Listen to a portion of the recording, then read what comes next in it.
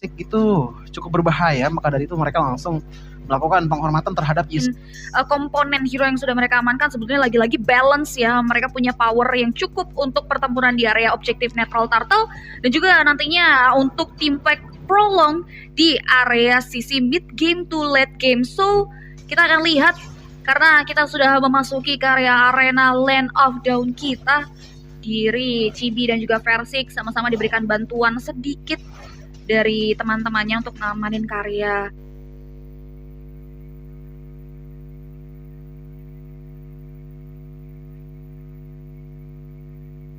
Hal yang sama, yaitu Orange bawa mereka, sedangkan Sepat udah langsung dipaksa untuk melakukan defense dengan adanya flicker yang dia miliki. Banana bakal coba dive in ke area objektif Taro, tapi sayang sekali dengan adanya Clay di sana membuat Sepat tak berdaya lagi. Tanpa adanya defensif tambahan, satu buah first blood pun berhasil diamankan oleh pemain RRQ. Oke, untuk sekarang early power masih dipegang oleh RRQ dengan cukup baik ya.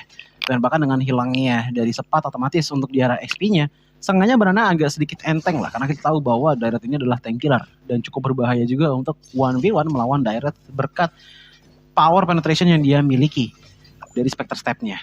Pindah ke top lane, Chipuy yang masih mencoba untuk ngeganggu ke arah Chibi ini agak susah sih.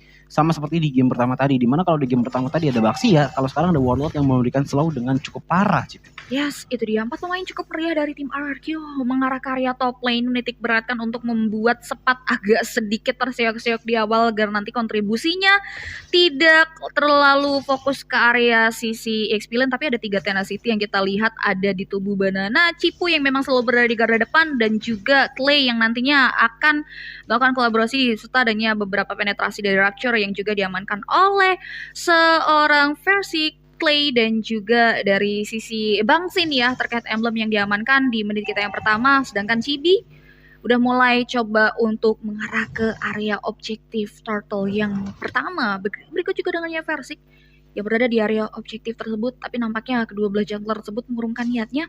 Chibi terpantau mengutamakan orange buff-nya terlebih dahulu, sedangkan Chipuy yang sudah menerima informasi bakal coba untuk memberikan distraction tambahan, dan Versik diberikan kesempatan untuk memulai mempoking karya objektif Turtle. Clay menarik karya Barbosa dan nampaknya tidak ada kontes yang cukup mendalam, namun Chibi datang dengan adanya hard guard yang ada di dalam tubuhnya membuat satu objektif Turtle pun berhasil diamankan oleh pemain-pemain RRQ. Berikut juga dengan adanya serangan lanjutan dari seorang Chipuy sehingga Chibi, sang pemegang Retribution pun ikut tewas di area hutan. Oke, untuk 3 menit pertama permainan dari teman-teman RRQ ini bisa dibilang cukup stabil dan cukup terorganisir.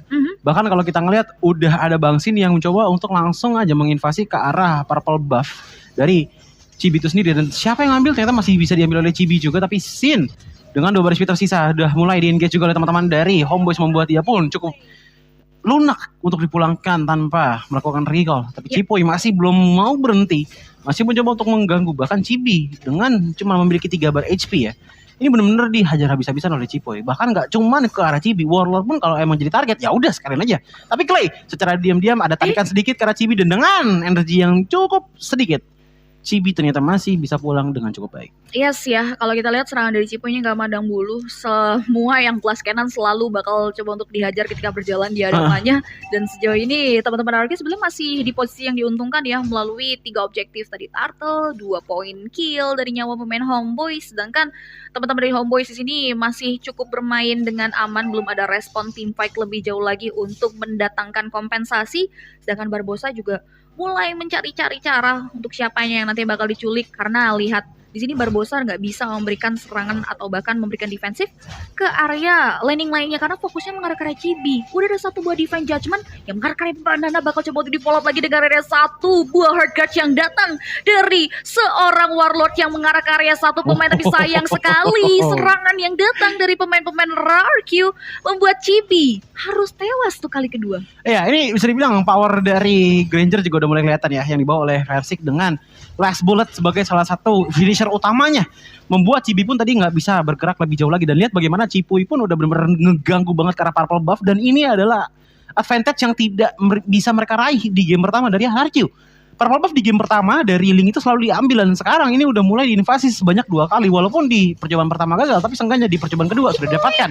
Cipuy dengan 1 bar HP terakhir akhirnya hanya menjadi distraksi saja karena out of nowhere RRQ dari Versik telah mendapatkan turtle yang kedua dari mereka, membuat untuk sekarang gold gap ada di angka sekitar 2.700 gold, membuat RRQ punya early power yang sangat masif, dan ini akan melakukan pressure lagi terhadap Anip sih, yang dimana oke lah dari tadi dia dengan nyantainya, dengan nyamannya mengambil beberapa minion yang ada di top lane, tapi kalau dari segi teman-teman yang lainnya tidak bisa sustain terlalu lama-lama di saat prolong team fight, ini bakal jadi bahaya juga, tapi lebih bahaya lagi untuk Faramis dari Clay karena sudah mulai terekspos dari segi positioning yang membuat dia pun terpick off dengan cukup mudah di tangan Homeboys. Yes, 4 pemain Homeboys all in ketika mendeteksi hadirnya Clay yang hendak melakukan rotasi karya bawah, sehingga 1 pemain ter-take down tanpa dia pertukaran. Sedangkan kalau kita lihat dari area Cipuy sendiri bakal coba untuk memantau pergerakan dari Cibi, dia bakal coba untuk ngisi kekosongan terlebih dahulu, di mana 4 pemain mereka sibuk di area top lane sana. Bang Sin dan juga kawan-kawan bakal coba untuk memberikan serangan ke area Sepat, sehingga Sepat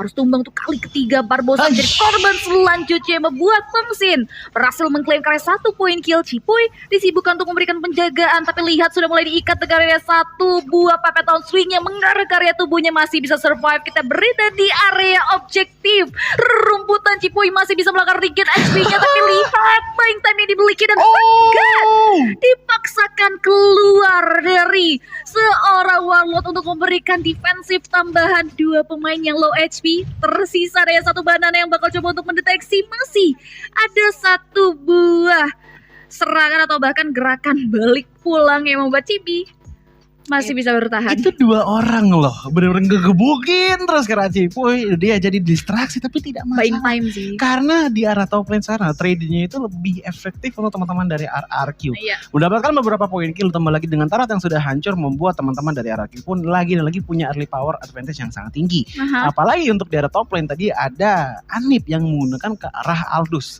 Aldous di press seperti itu otomatis dengan tidak mendapatkan stack, membuat power yang harusnya dimiliki oleh Aldous lebih cepat, ini jadinya lebih panjang progresnya, yang membuat damage potensialnya berarti ujung-ujungnya paling maksimal itu ada di tangan Link itu sendiri.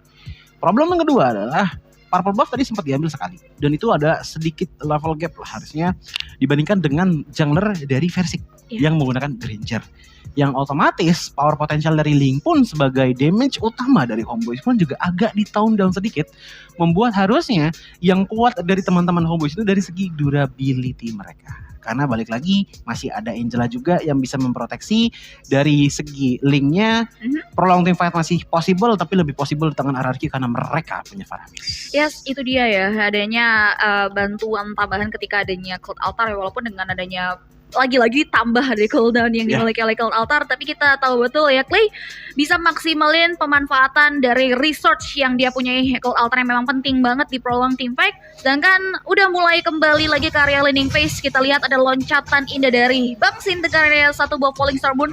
Karena karya Anip, 3 pemain yang memberikan serangan ke area hero tersebut tidak bisa mengklaim karya 1 poin kill, sedangkan Turtle Camp yang terakhir menandakan bahwa turtle tersebut sudah mulai hadir. Dan dari area sisi bawah kita lihat Versik bakal fokus, lihat kekosongan sudah mulai terpantau, RRQ bakal coba untuk fokus mengarah karya objektifnya, sedangkan Bang Sin di sini disibukkan untuk memberikan penjagaan yang cukup ketat. Tapi ada Clay di sana yang udah ready untuk memberikan sedikit backupan karya Bang Sin yang udah siap untuk memfokuskan karya wave minion dengan ada 1 buah Falling Star. Oke, seenggaknya dengan adanya Clay di area top lane, Bang Sin bisa dibilang cukup tenang lah, karena kalaupun memang dia dicoba untuk dipush oleh teman-teman dari Homeboys dengan ada 3 player dari Homeboys, seenggaknya masih ada protective maneuver dengan ada Cold Altar yang dimiliki oleh Clay. Tapi Clay pun sebetulnya sudah mulai ketarik, udah mulai ada flicker juga, tapi akhirnya Cold Altar pun nyalakan, Banana pun ikut the team fight, dan bahkan lihat bagaimana Sepat pun sudah diikuti dengan adanya Angela mendapatkan 1 kill point terhadap Clay, membuat Clay pun tumbang dengan begitu cepatnya, dibalaskan dengan Sepat yang hilang juga. Cibi harus pulang terlebih dahulu, tapi bagaimana dengan Warlord, karena Warlord juga nggak bisa kemana-mana, membuat dia tertumbangkan di tangan Cipuy.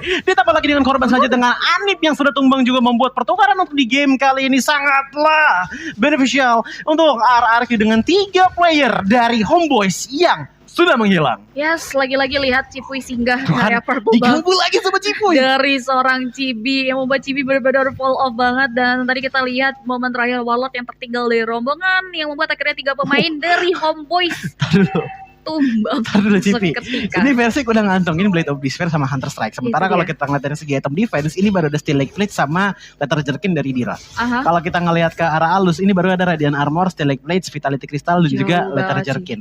Yang paling bisa menahan banget damage dari Grangernya versi itu cuman Kaja dengan Antivirus dan juga 2 Letter Jerkin. Nah itu dia, ditambah lagi tadi banyak banget sebenarnya team fight yang kepecah yang membuat Yes. akhirnya dari teman-teman Homeboys selang kabut untuk menghindari serangan yang diberikan dari beberapa pemain RRQ. Sedangkan Anip di area top lane sana harus diberikan serangan atau bahkan ter-take down begitu saja karena tidak kuat menahan gempuran dari 2 pemain Versik dan juga seorang Banana, sehingga Homeboys lagi-lagi mengalami kerugian yang cukup mendalam. Perbedaan networknya pun sudah mulai terlihat cukup signifikan di angka 5.000, 6.000 lebih, bahkan ini mempengaruhi item yang memang dari tadi kita lihat juga mereka bertahan hidup dengan beberapa item pecahan belaka. Iya.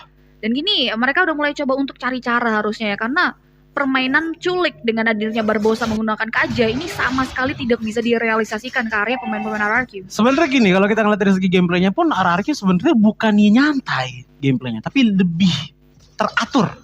Iya. Bahasa yang lebih tepat untuk permainan dari RRQ.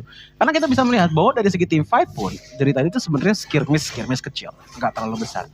Tapi sekalinya skirmish, 2 player didapatkan dan bahkan lihat Granger pun dari versi itu langsung mendapatkan Lord tanpa adanya kontes. Membuat game itu seakan-akan nyantai tapi sebenarnya teratur. Yap. Apalagi kalau kita ngelihat untuk dari segi turretnya, ini outer turret dari Homeboys semuanya sudah menghilang. Dengan adanya 1 Lord ini, seenggaknya paling minimal harusnya ada 1 turret yang bisa dihancurkan oleh RRQ. Dan melihat bagaimana Banana juga sudah mulai membuka teritorial dari Homeboys.